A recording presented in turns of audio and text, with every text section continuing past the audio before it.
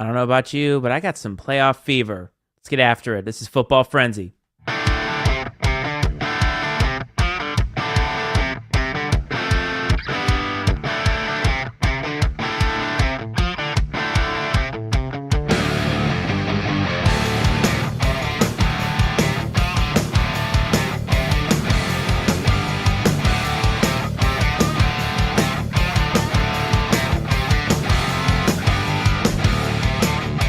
Welcome to the Frenzy, everybody. It's time to let ignorance reign, as it always does on this show. Welcome to Football Frenzy. I am the Iceman, Matt Freites. That is the hatless coach, Brad Powell. Brad, what's up, buddy? How was the torture rack? Iceman, doing well, man. It's been a little wild and crazy around here. Obviously the holidays are happening. I think we've had some illness in both of our homes, which is like par for the course this time of year. Like I told you the other day, 'tis the season. Yeah, I don't know. Just got, I cut my own hair, if you can't tell, and the very little bit that grows. And I just, I just felt like having a good hair day, and just thought we'd go hat free. Let me ask you, when did you finally go home, as they call it? Like when you knew? Way earlier than most people. I would say I noticed like kind of like the back spots starting to wear thin in my like real early 20s, and like but I still had some decent, it wasn't like I didn't fight it long. Let me say that. I would bet you by 24, 25, man, I was shaving my head You and just just embraced it accepting fully. it. Yeah, I mean, now there's times I let it go just because I'm lazy and I don't. I mean, I know some people. I know a guy that's shaves his head. I mean, every day in the shower, he just does it. It's just part of his routine. All right. I'm not that disciplined, I guess, but I just, yeah, when I finally just get tired of it because it will grow. I mean, it grows pretty thick, honestly, around the sides and in the back. But yeah, up top, man, nothing at all. So you And got the Ohio State going on with the oh, horseshoe? dude. Okay, so Ryan for years has just been begging me to. He's like, just let it go, man. Just let it go. Just grow it out, like rock like the skullet. And I'm like, I don't know. I don't know if my wife would subscribe to that. Yeah, you do have to live in the house. So it's not like you can just do Hopefully, whatever the yes. hell you want. Yes, I was Yeah. going to say. That was like my beard phase. Remember that? That was, that was not I, great. I've been told if I shave my beard that like I could find somewhere else to stay. So Oh, wow. Okay. I mean, yeah, you I did like mean, shave it that one summer where it was a little bit lower, but yeah, I actually trimmed it the other day because it was getting like I was getting out of control. you were getting Santa Clausy with it a little bit. And every time I'm like, hey, I need to cut this back a little bit, and she'll be like, hey, you better. You better watch I'm it. like, dang, of all the things that like I do in my life and wear or whatever parts of my appearance and behavior, like that's like near the top of the list, which is shocking to me Hey, because you I got to didn't take have it. this when we met, which is even crazier. Well, you got to take it for what you can get, right? I mean, that's what she wants. That's what she should get. Plus, Yeah, and obviously, it's it's your look. effortless. It's effortless, I mean, not totally effortless. If you want to be like mostly. a vagrant, then yes, it would be Right. effortless. And speaking of vagrants, dude, so we're going to start off not with the college football playoff, but something that kind of broke not that long ago. And I'm going to say some words, and they're going to seem weird to just about everybody. But Bill Belichick, yes, famed 6-time Super Bowl champion coach for the New England Patriots of the National Football League, Bill Belichick is the head coach of the University of North Carolina Tar Heel program. I just want you to let that sit for a minute. What do you think? Just letting it marinate for a moment. Yeah, that's good. I think if it sounds so weird, right? Of course, it's just like the most.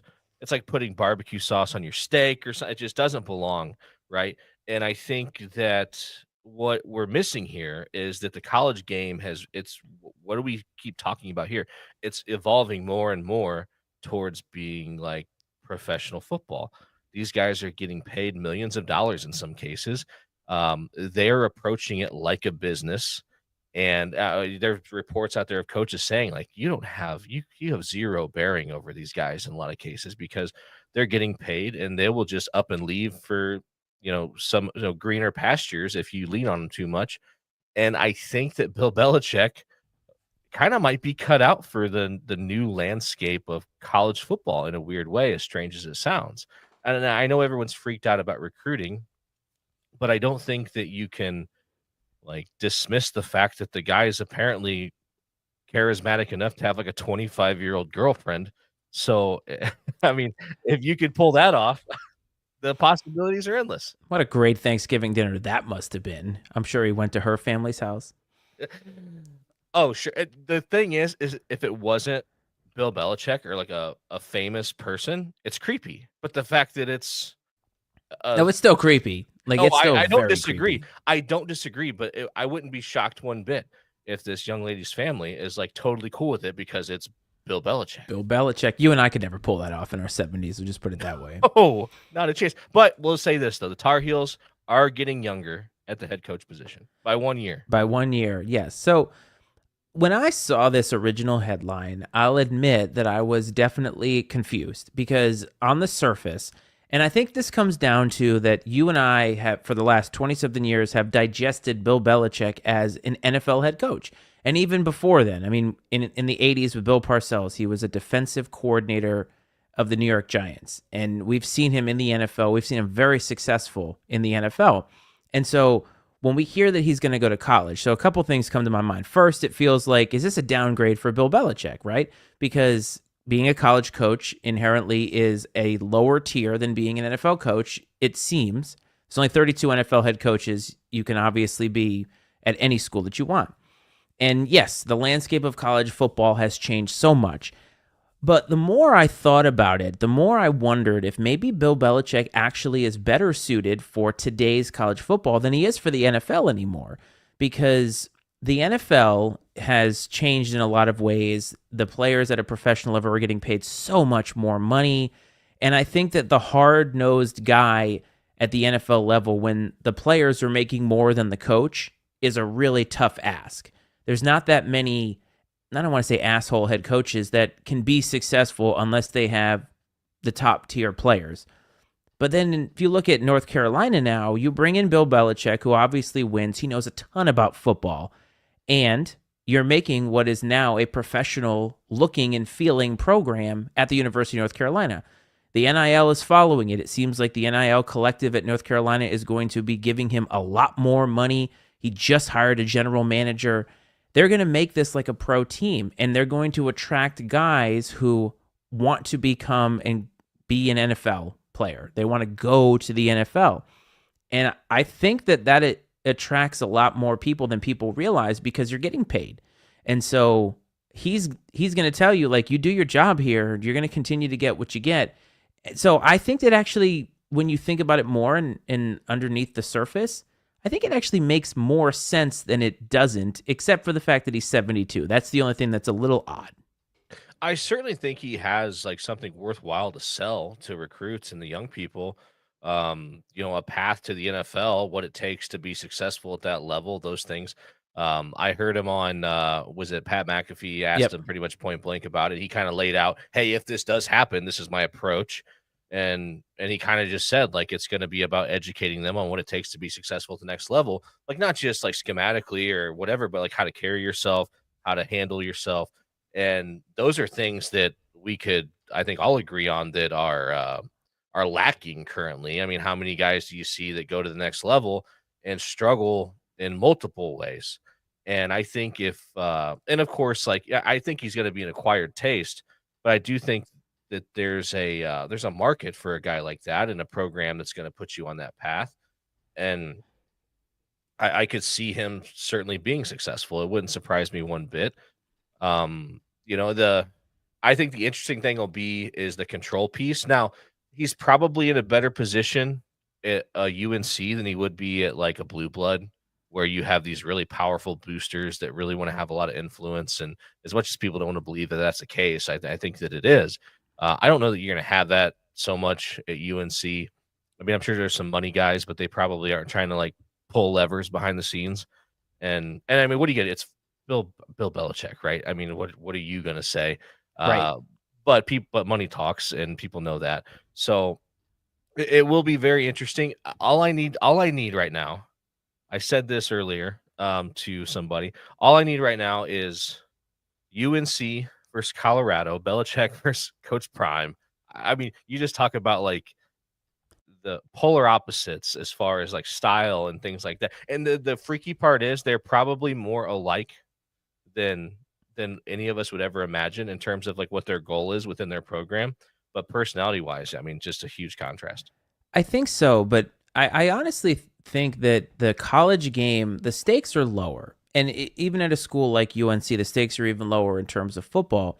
And that's why I say, like, I think that his personality never really shined in the NFL because it was the pros. Like, you take it, it's a profession, it's your job, it's every player's job. Whereas in college, it's a little bit different. Yes, they're getting paid, but normally they're there because not every guy is going to go pro.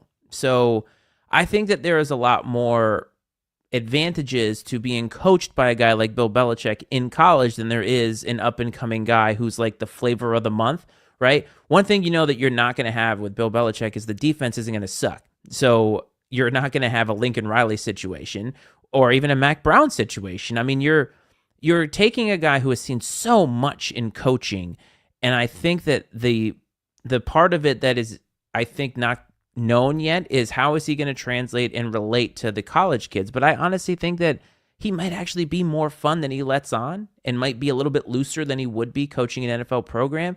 This may actually be just be more fun for him.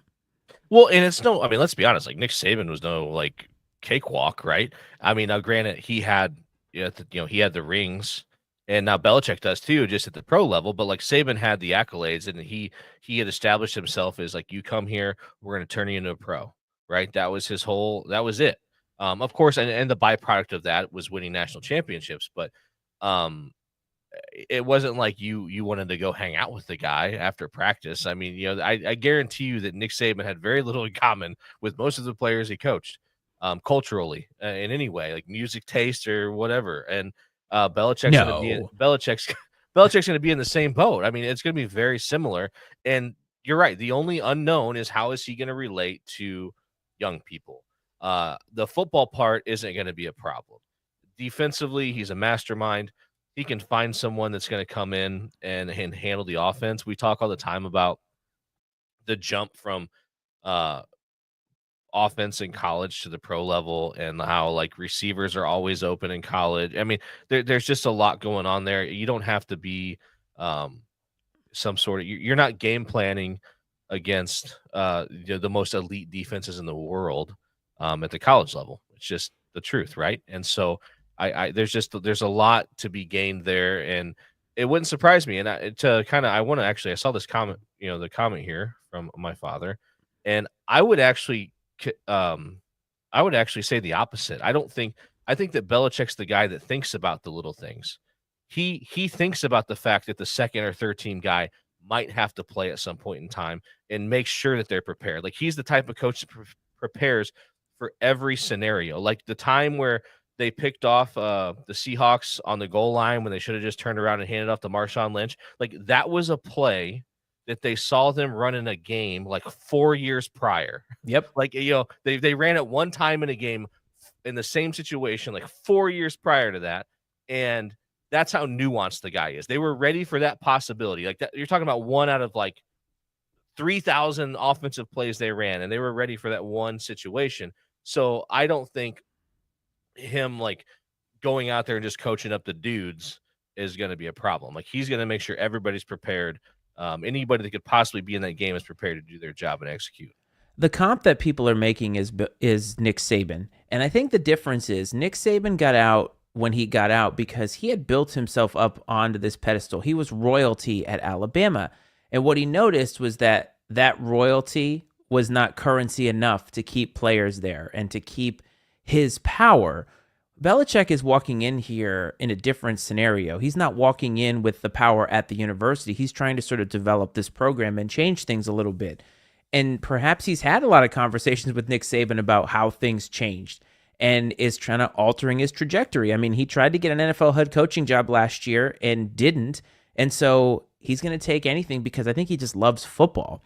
And so you're right, though, in that he thought about every little thing, like the littlest thing that maybe would come up once a year. Got to make sure you're ready to go. And famously, do your job was the slogan for how many teams, because it didn't matter whether you were first or third or fourth string practice squad guy, you may have to play One year, Troy Brown was a defensive back. He was a wide receiver for the most part, and they won a Super Bowl that year. So, like, he can do it, but I just want you to imagine this. I said this to the guys on Political Football, which this is broadcasting on both channels right now, and I said, can you imagine Bill Belichick in the tunnel, Lane Stadium, when Enter Sandman is going on, not giving a shit about any of it? I think that's great. I mean, just his personality, just his aura is gonna be so much fun in college football. Can you imagine, like, they get off to a decent, game day comes to town, and he's on the game day set with McAfee and Saban and up there with the screen and everything else. Like, could you imagine? I think that, I mean, it'll be great. And we've gotten to see his personality a little bit because he's done some of the TV stuff. He did the draft and things like that. And so we've gotten to see behind the curtain some. And now that, like, Julian Edelman and guys like this have these podcasts, and we hear these stories, these behind the scenes stories from their days with the Patriots. And so I think his personality is being put on display. And you know what else he has in his back pocket when we talk about recruiting players is, Bill Belichick could be recruiting one of the top receivers in the country. And you know what, like, his ace in the hole is? He could have Randy Moss pick up the phone He could. and say, hey, fella, if you want to get to the next level, like, this guy's going to get you there. I mean, how do you say no to Randy Moss? Yeah. You know what I mean? And you talk about somebody that almost any young football player, high school, let's just say high school right now, could relate to. I mean, he's sort of like probably now similarly to maybe like when we were kids, Jerry Rice, right? Like, he's kind of like the next Jerry Rice, that next guy that was just elite. And yeah, Randy Moss could pick up the phone and call. I mean, the guy's coach Tom Brady, which, hell, Tom Brady could give a call, get a quarterback in there. I mean, you just never know. Well, I think also Bill Belichick has connections with coaches, coordinators, things like that, relationships that he has built over the decades that can honestly build like a super staff. I mean, think about this, though. In the ACC, and this is going to be how we transition to the college football playoff, an ACC that we say is mostly mid, Bill Belichick immediately becomes the most knowledgeable head coach in college, in that conference, just by stepping on the sideline. College football, let's be fair. Maybe. I mean, there are a lot of guys who have been around a while and seen some things, but I guess the old guard has kind of gone away for the most part, and he's going to be the oldest guy. I mean, it's just amazing to me thinking about him coaching against some of these schools. Like, I'm trying to imagine him against Dabo Swinney. You know what I'm saying? Like, these guys who are just, it's just going to be an interesting look at how he can do this. And I'm rooting for him only because I think that he could turn UNC into a power if he does the right things immediately. And in this 12-team playoff, all it takes is one good year and the pipeline starts flowing in. Sure. And I wonder too, like, because I know at the high school level, we knew week to week, we kind of knew the caliber of the coaching staff we were going up against, and we knew like how in depth we needed to get with things based on the quality of the other coaching staff. Like, we're like, okay, these guys are sharp. Their head coach is sharp. Like, they're going to be ready for this, or they're going to do these things. And I can only imagine like how much, just knowing that Bill Belichick's on the other side, that he's watching your film and breaking it down, like how much it's going to get into some of these coaches' heads of like, just in preparation, like knowing like this guy's going to be prepared for everything, every single thing we do. Like, so I just think that there's going to be over preparation, and some of these guys are going to try to get too cute in an attempt to beat Belichick.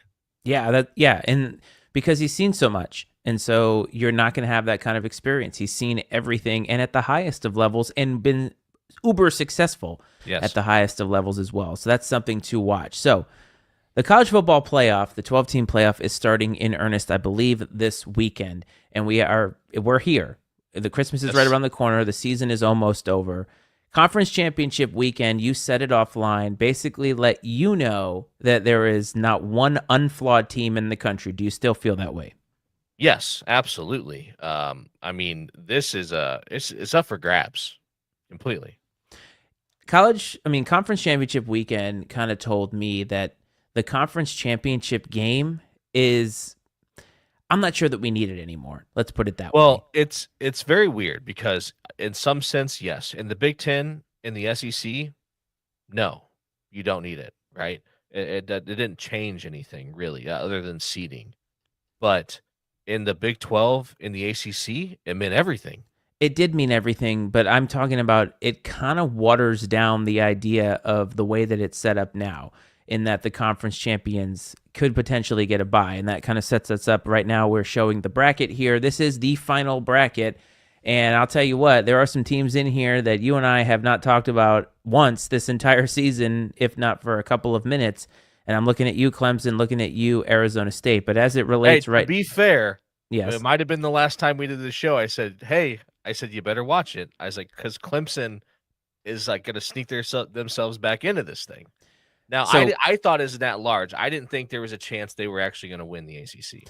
Well, that's the interesting part, right? So Clemson beats SMU, wins the ACC. Boise State, chalk, wins the Mountain West. SEC, Georgia beats Texas again. And I think I learned a lot about Texas, and we'll get to that in a minute. Oregon beats Penn State in what turned out to be the direct opposite of what a Big Ten championship game should be. Wasn't it like 45-38 or something like that? Something crazy? It looked like old school Big 12, like, Oklahoma versus Texas or something back in the day. Yes. Arizona State showed us that the Big 12 is a lot of pretty good teams and that they are a riser. Ohio State, Tennessee, Indiana, Notre Dame, all of these schools get in, and here we are with this bracket. So I think the thing everybody was talking about, the biggest omission was Alabama being left out in favor of SMU. At least that's what people are thinking here. And so I just want to get your thoughts on this bracket as it stands, because offline you told me your faith was restored in the committee. Well, so let me ask you a question first before we go. Do you want to talk about just this bracket as it exists first, or do you want to talk about like what's wrong with it and how it could be fixed?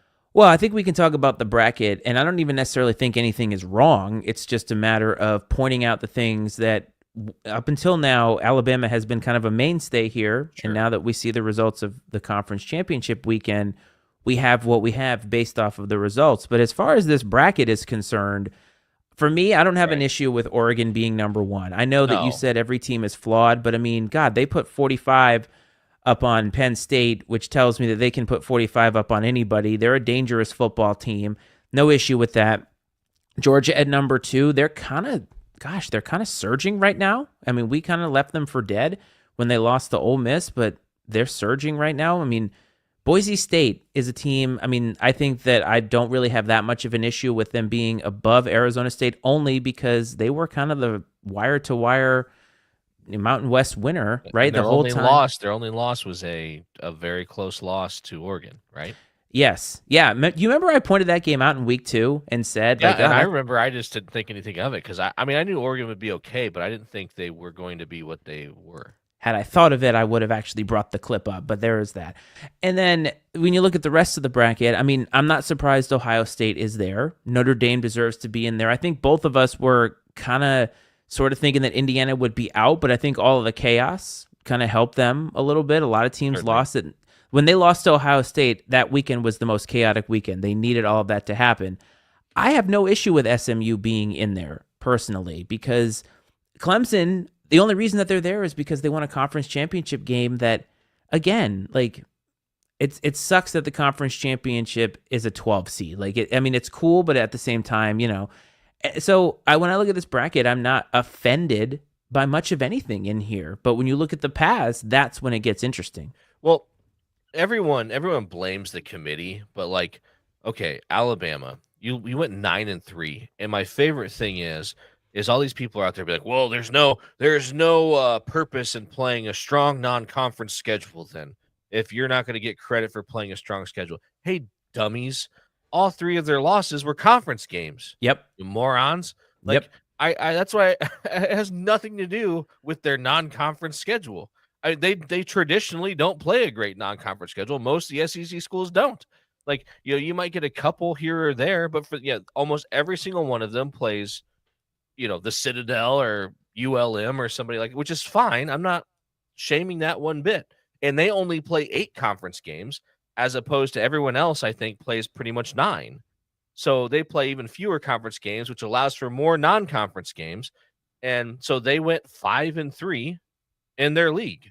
Like, I'm sorry, you lost to Vanderbilt, who was, yes, improved this year. You got the brakes beat off of you by Oklahoma. Who was mid. Yes, and then was the other one, was it Texas or Georgia? I can't remember. No, they beat Georgia. And lost to Texas. Is that what it was? I believe so. Or was it Tennessee? No, I'm sorry, Tennessee, yes. Okay. So, I mean, and whatever, the Tennessee one, Tennessee's here, I'll give you that. But hey, you lost to Vanderbilt and you got the doors blown off you by Oklahoma in November. Like, Yes. Not that's that long ago. right. I'm sorry. And I understand. Yes, you're like, well, Notre Dame lost to Northern Illinois. Yeah, but that was week 2, and look what they've done since then. Like, you did this 2 weeks ago. You got hammered by Oklahoma, who we talked early in the year was the coach on going to get fired. I mean, they have had a very below Oklahoma standard season. And the other thing is that, like, again, people want to blame the committee had had teams taking care of business, we wouldn't have this chaos. Had Ohio State not lost to 6-5 or whatever they were, Michigan, they would be likely, if not the 1 seed, they would be the 5 seed because everyone's like, "Oh, poor Oregon." Right? And then, yeah, Oregon did get a shit draw. They got the winner of Ohio State, Tennessee. I'm not going to argue with that. But you know who's to blame for that? Ohio State losing to Michigan. Had they beat Michigan, which by every metric in the world they should have, then Ohio State would be the 5 seed. No one would be complaining about Ohio State playing Clemson, feeding into Arizona State. Not a soul in the world would have a problem with that.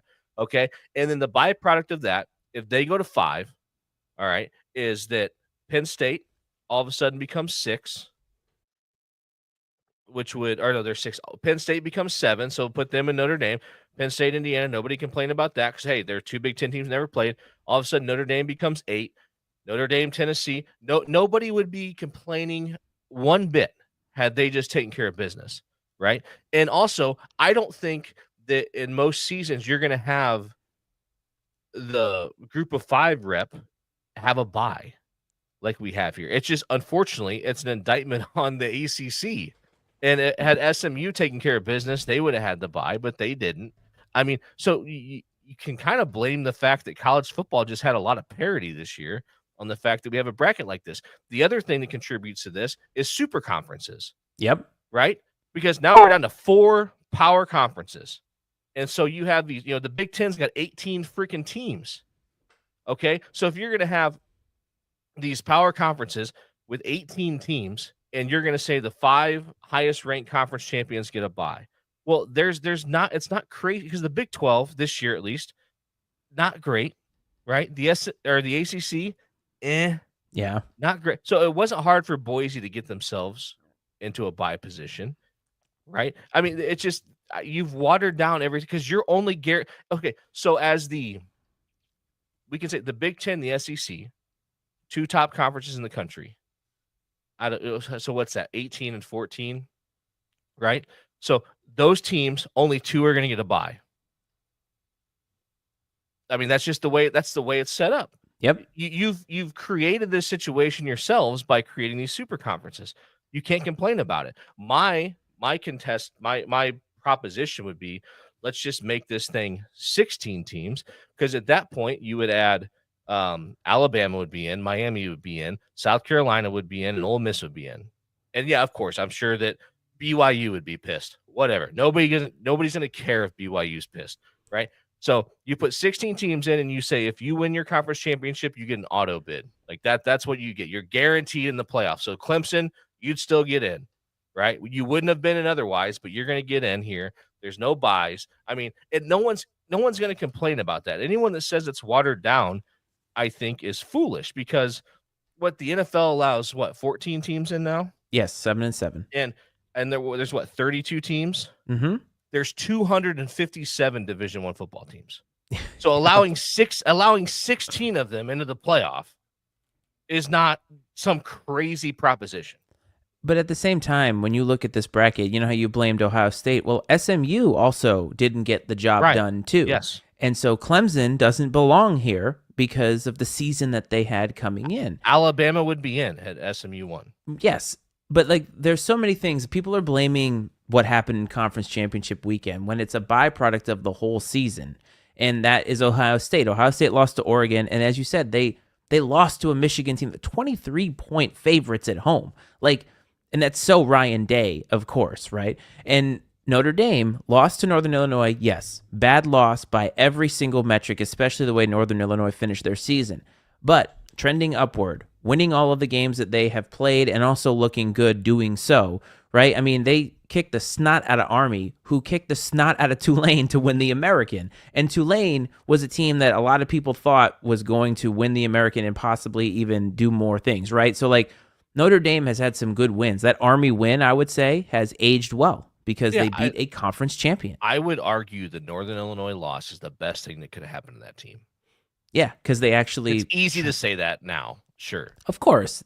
I mean, at the time it's bad, but if you also look at this too, like, there's not many teams that you would say unequivocally need to be left out that aren't conference champions. Like, you know what I mean? Like, there's not any teams you're like definitely out. So this is just the way that it is. And also, the SEC was so damn just dog eat dog this year.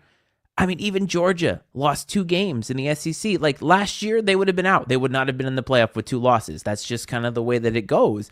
And this is a byproduct of this, and they're going to tweak it.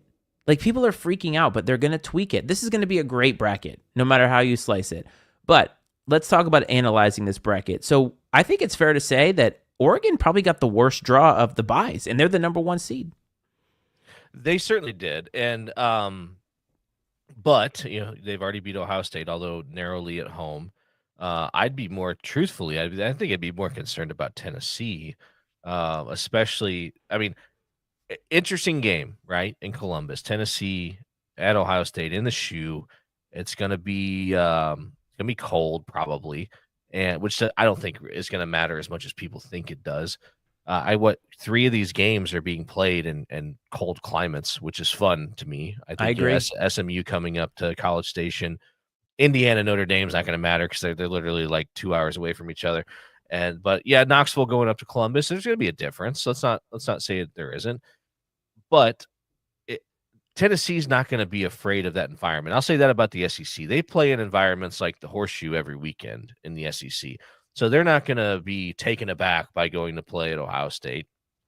I think they're going to play probably a little looser. I mean, I just feel like Ryan Day's coaching for his job. Let's not try to beat around the bush. I mean, if they lose to Tennessee, he's fired. Genuinely might be in trouble, like big trouble. Can we time out? We've talked about Ryan Day a lot though, but like, he's 1-4 against Michigan. And I said earlier in the season, and I stand on it, he has to win the national championship because you cannot lose to that Michigan team and still keep your job based off the fact that 4 in a row. Well, the seniors at Ohio State this year have never beat Michigan. No. And that's I why you're there. When the last time any class at Ohio State could have said that never in their 4 years did they beat Michigan. And I'm sorry, but Ohio State has I don't know. I don't like Ryan Day. I'm very clear about that, but he has come up short in a lot of the biggest games. And I'm sorry, you can lose to a Harbaugh Michigan team that wins a national championship. This was not the team. It wasn't in the big house. Like, 23-point favorites at home with everything that was on the line. And the most talented roster in the country. Yes. Expensive, talented roster. The wide receiver room at Ohio State is insane. And they lose. I just feel like, what's it going to take? What's it going to take to fire that guy? Well, seriously. And this is just it. It'd be one thing if they lost the game playing to their strengths, but what he did. So historically speaking, the team that wins the rushing battle in that game wins the game, right? It's like the metric that determines that game. Whoever rushes for more yards wins the game. And Ryan Day, by God, he was determined that, and everybody, Lou Holtz, 80-whatever-year-old Lou Holtz has questioned Ohio State's toughness last year and everything else, and this narrative that they're not tough and they're more finesse. And, he wants to prove they're this blue-collar lunch pail program. So we're going to come out here and we are going to dominate Michigan. He wanted to beat Michigan at their own game, essentially, is what he was trying to do, to run the ball down their throat. That's not what you do. They are a finesse football team. You're built to do. Yes. That's okay. You are. And that's fine. Like, out-athlete these guys. You have the better roster. You're a fool for not taking advantage of the tools at your disposal. Yeah. I mean, pretty much top to bottom, offensively especially, Ohio State has a better roster right now than Michigan does offensively. Now, I know that NFL players. Right. eventually. And I could not agree with you more on this. And I'm just wondering, like, the Ohio State and Ryan Day is getting to the point of, I mean, he's so successful against everybody that's not Michigan, but in college it's different because you need to beat your rival. And this is getting close to Jerry Jones territory with Mike McCarthy. Like, what's it going to take? What is it going to take? Because if they lose this game, I mean, I'm sorry, he better be fired on the bus. And they talk the people. And no, I've not seen anyone like really adamantly defending him, but people that come out and like, listen, like, look at the guy's record overall. But let's be fair. I mean, the Big Ten's made up of 18 teams. Yes, you don't play all 18 of them. Half of the Big Ten is Mediocre. garbage. Like, and Yeah. we'll talk more about that when we get maybe over to Indiana, but half of the Big Ten is trash, man. Like, and if that's what you're going to hang your hat on is wins over Northwestern and Maryland and Rutgers, and I mean, come on, bro. Like, it just that don't impress me much, right? As Shania Twain said, I'm There not you impressed. go. I like that a lot. So, I mean, and then, but look at down in that bracket, Dabo Swinney. He was a guy at the beginning of the season, similar to Ryan Day for different reasons. Thought, man, if he doesn't get it done, like what's going to happen to Dabo? And I mean, he wins the ACC and makes the college football playoff. So I don't know if Okay. that's enough, and I know he's going to have to change things, but he kind of proved us wrong.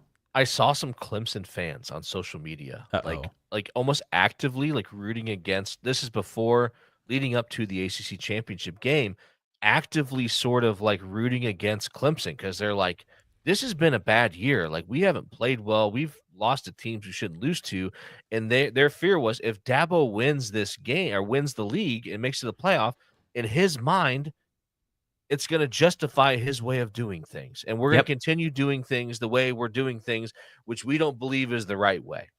And that was a real fascinating dynamic for me, because how often is it like, listen, like our coach is good, but we don't think he's good enough. And so we don't want him to win because he's just going to keep doing these flawed things we think he's doing if he does win, because it's just going to reinforce, the behavior.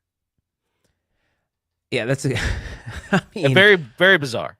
Yeah, definitely very bizarre. I want to ask you something about Texas, their opponent. What the hell happened to Quinn Ewers?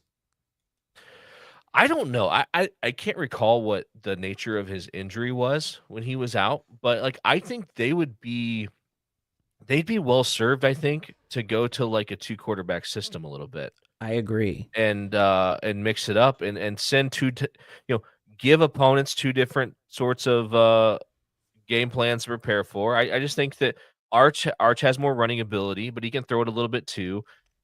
Just I think that you've got to give them different looks, and maybe they've been holding back for the playoffs. I don't know that you're going to see them pull out all the stops against Clemson or Arizona State, but by the time they get to the semis, maybe.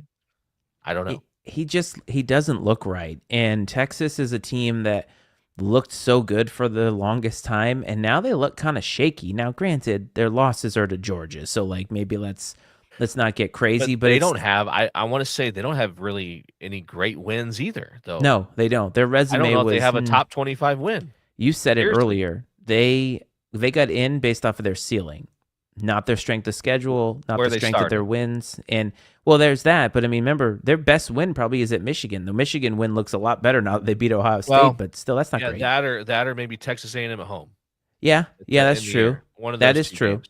So I mean that is interesting on that side of the bracket. Arizona State, I saw a thing today on ESPN that had them of the 52 teams that have made the college football playoff as a whole throughout its entirety. They had this Arizona State team the worst of all of those.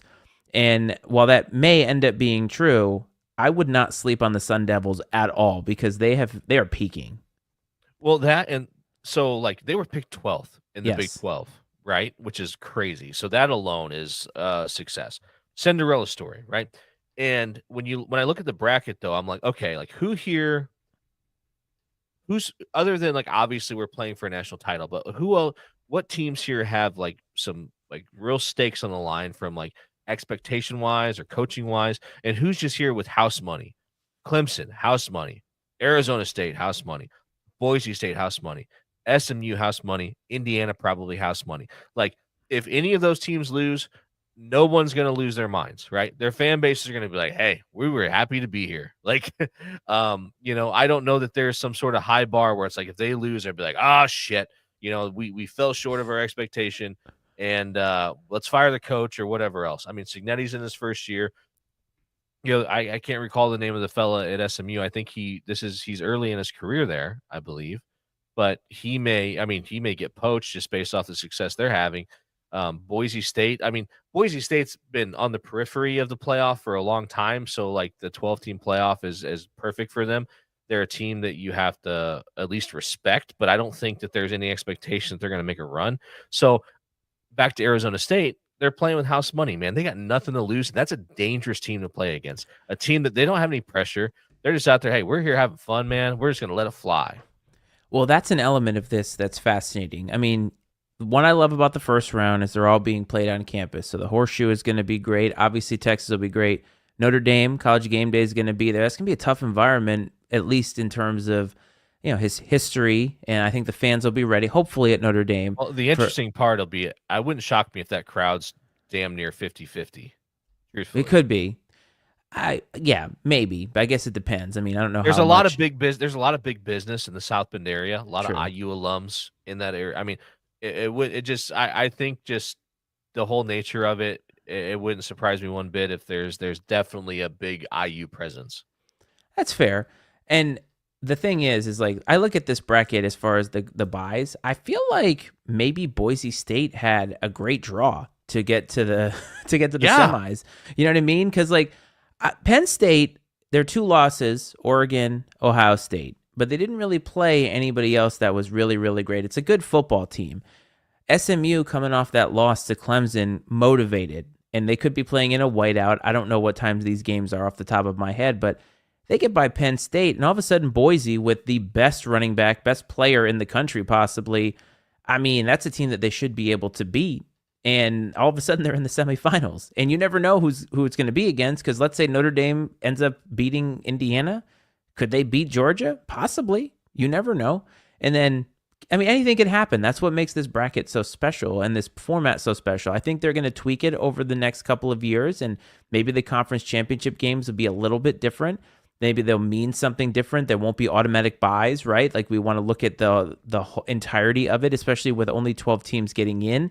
It's different than the NCAA's, but we're going to have a lot of incredible games, I feel like. But Sure. and there's no favorite, is there? Like, do you feel like, Oregon, probably.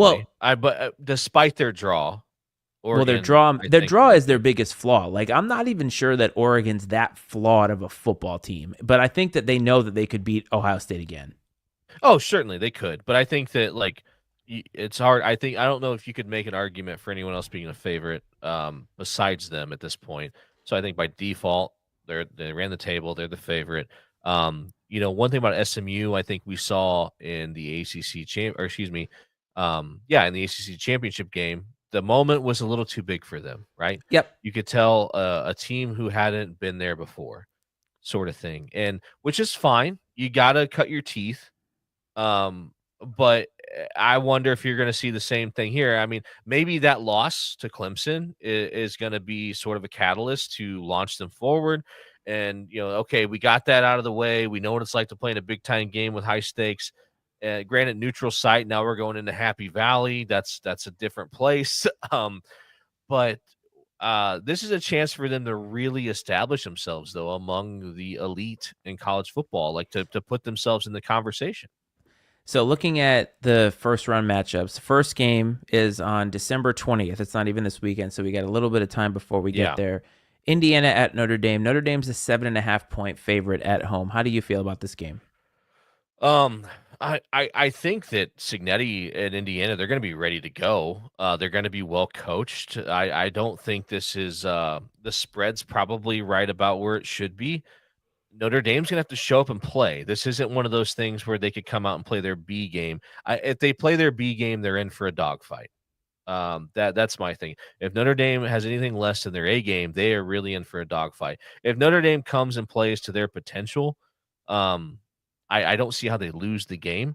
The one thing I think that plays to their advantage is the fact that uh, Rourke, the quarterback for Indiana, primarily a pocket passer. I think that makes game planning for Al Golden on the defensive side slightly easier when it comes to scheming different pressure packages because you don't have to account for the quarterback scrambling or running.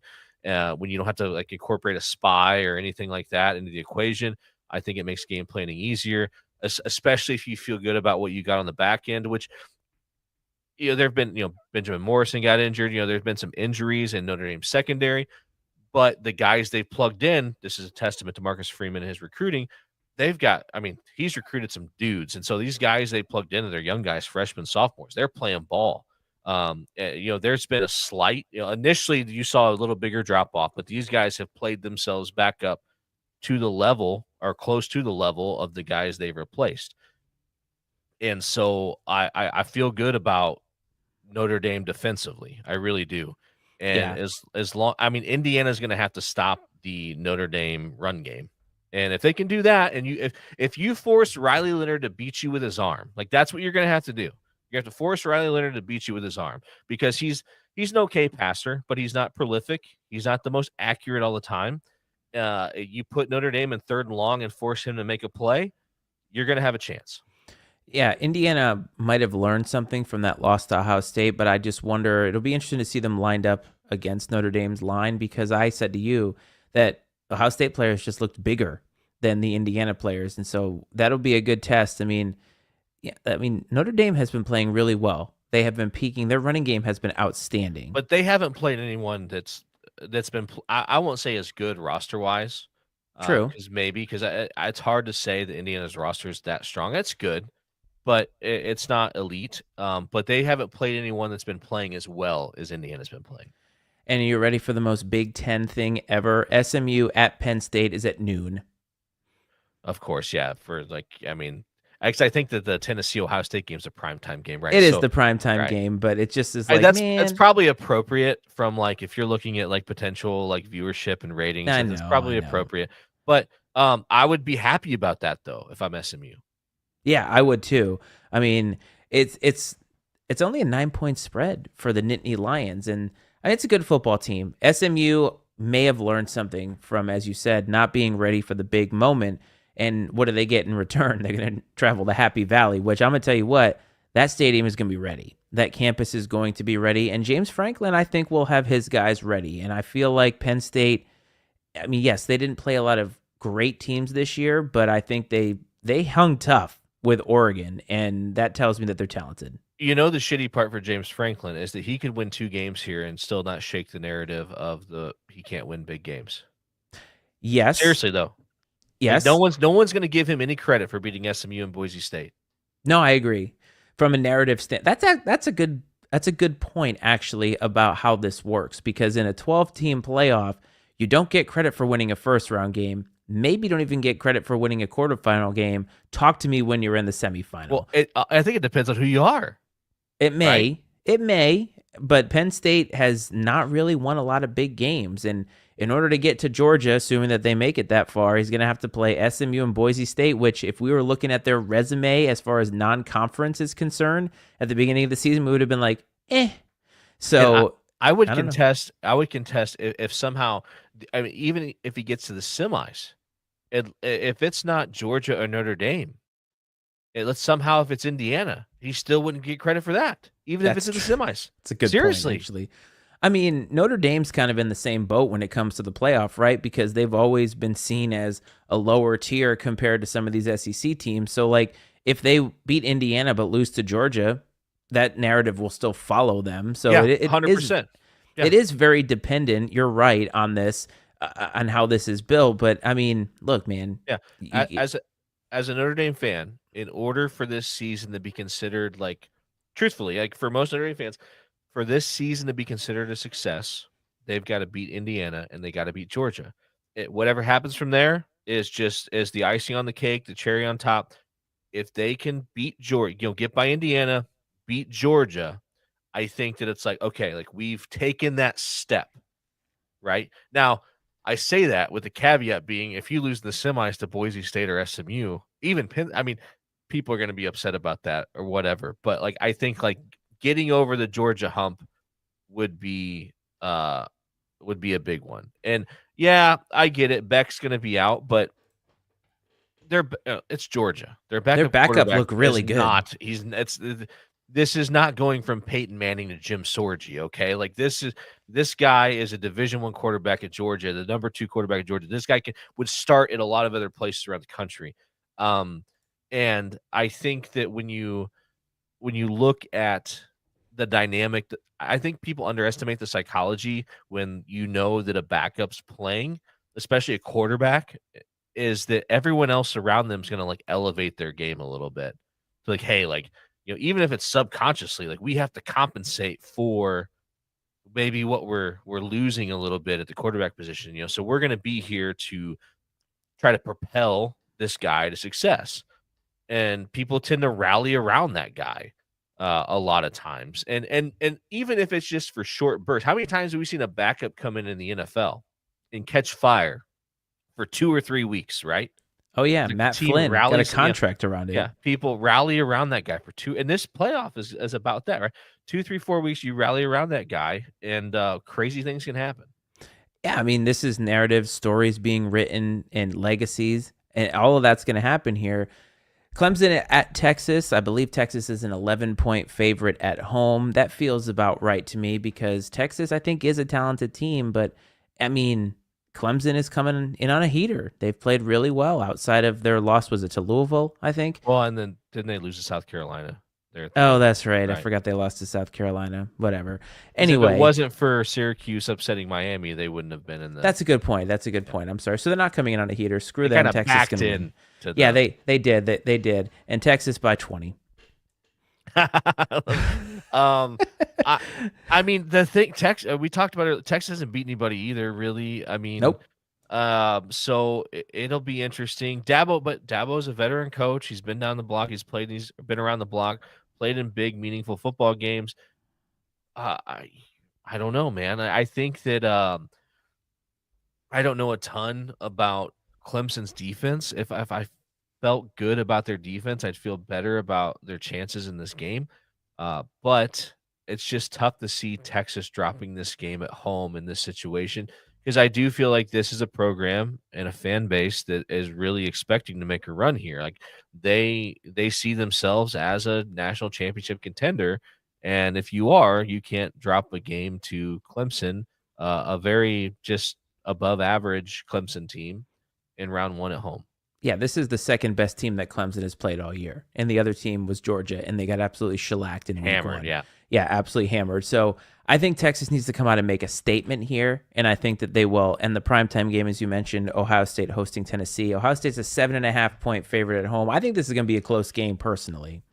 Well, and this is just it. It's just like the antithesis of what we talked about with Ohio State, Michigan is like you're not. I don't think like I don't know if you're going to be able to out finesse Tennessee. Like that's Tennessee's really athletic. I think athletic and explosive, and so like this is like where you're good, they're good sort of deal. I think what Ohio State has going for them in this situation is they have one of the best defenses in the country, and so if they can, they kind of need to turn this into an old school Big Ten slobber knocker type of game that's 17-14 or something like that, 20-17. Make it a game of field goals and field position, and I don't know. I mean, and maybe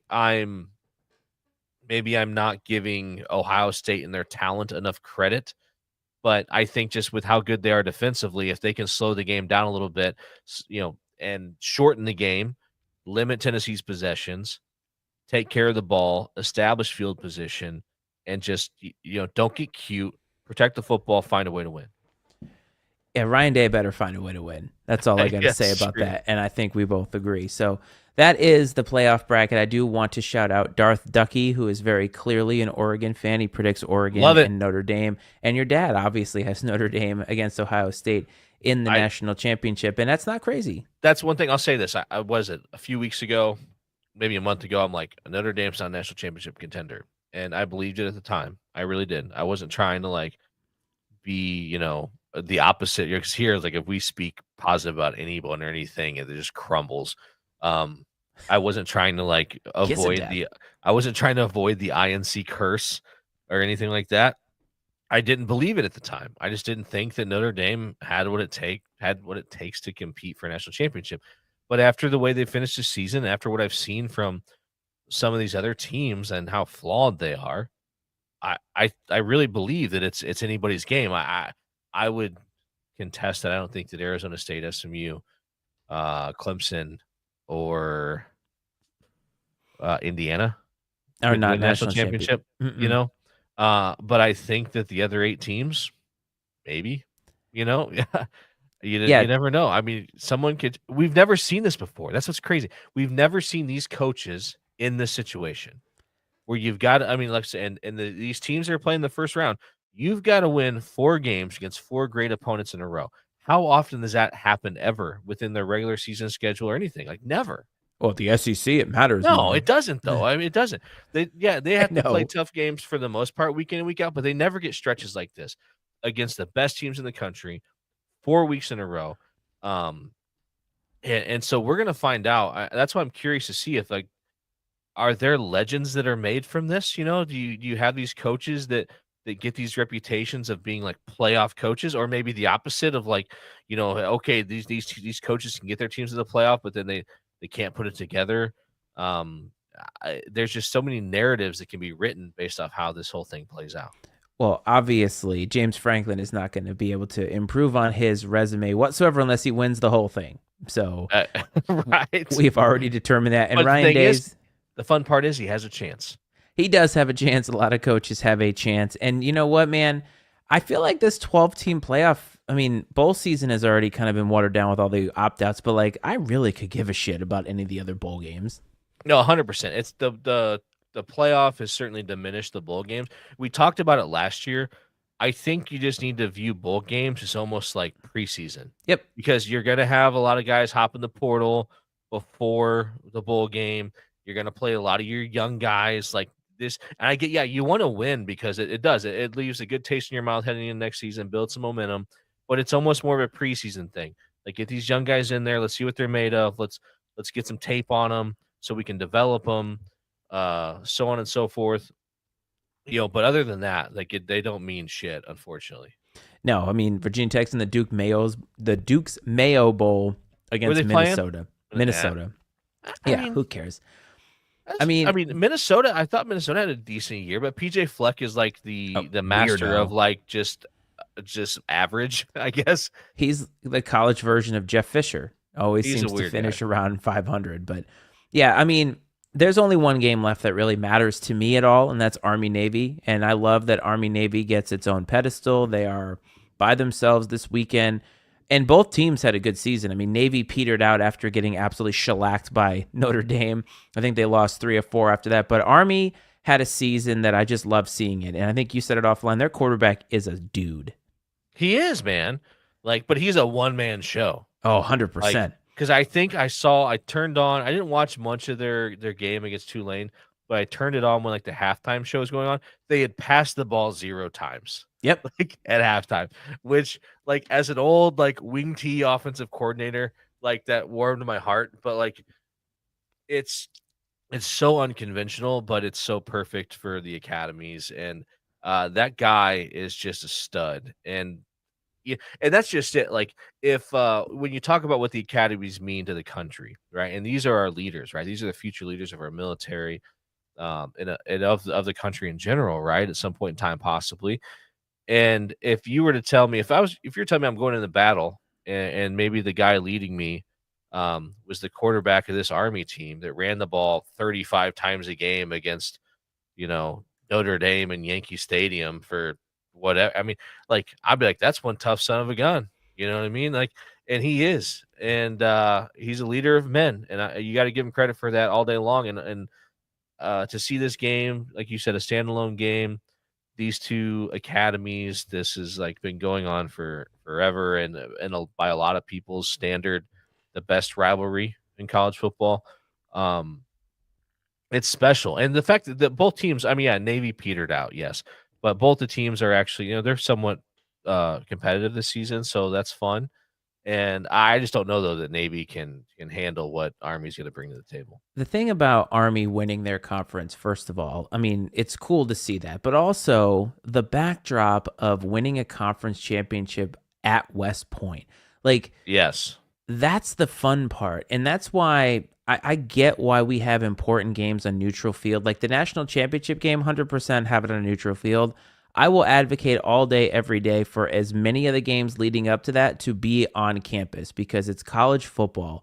Let the students have that moment. And I just love that. I mean, when I saw it, I was like, man, I mean, those cadets, all the students that are there at West Point, that's like the biggest game they probably ever had at that school. And to be able to go there and like for a fleeting moment, an evening, celebrate this team that next year they could be the exact opposite. They could be 1-10 next year. And it's just let them have that moment. I just loved it. I loved the whole thing about it, the pageantry of everything.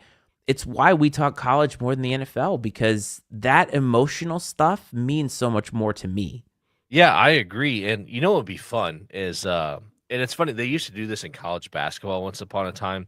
They called it the bracket buster. I don't know if you remember this, but they did it a lot like mid majors where like it happened sometime in like February where like there was this committee of people that would pair you up against a team that was ranked somewhere near you at the time in the RPI to sort of like so one of you could assert yourselves, right?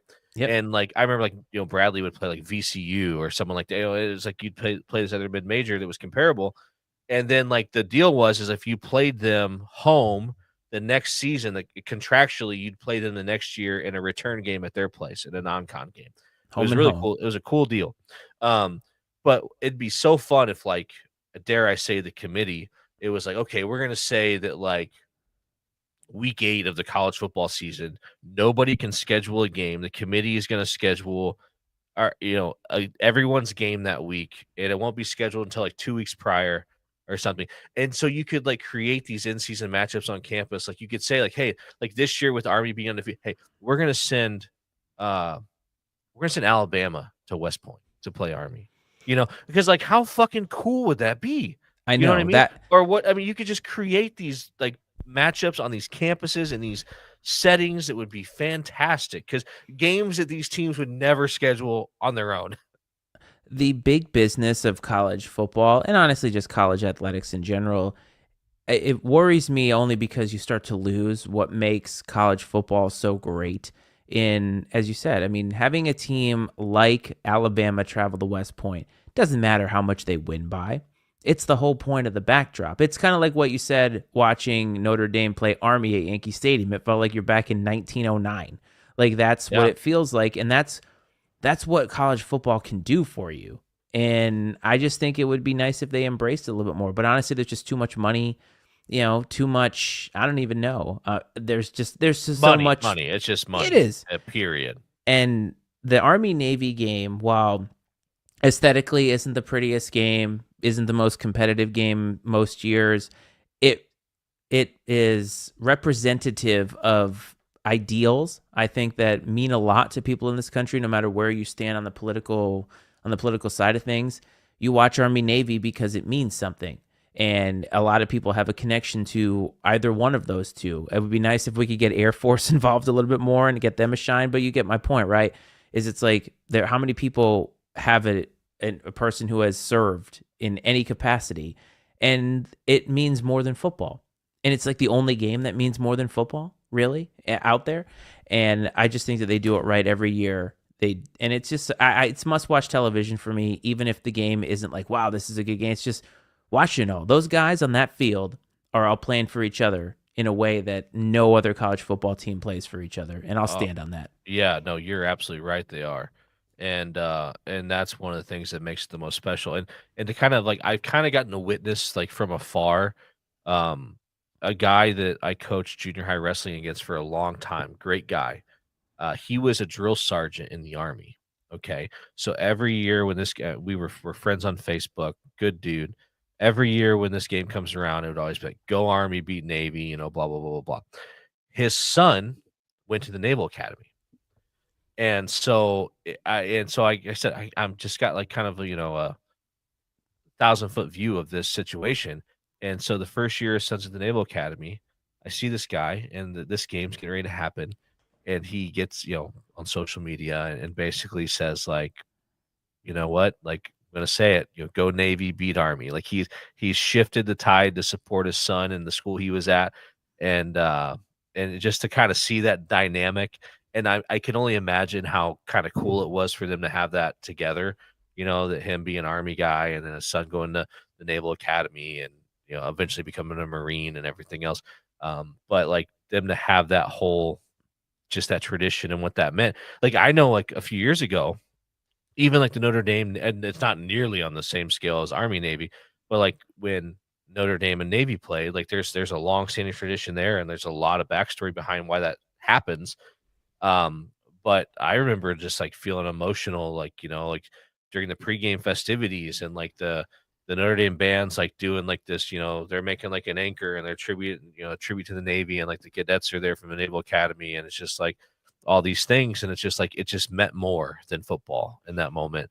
And like and this is like times 1,000 when you put Army and Navy together. Yeah, the SEC likes to say it means more, and in terms of dollars, in terms of football, it does mean more in the SEC.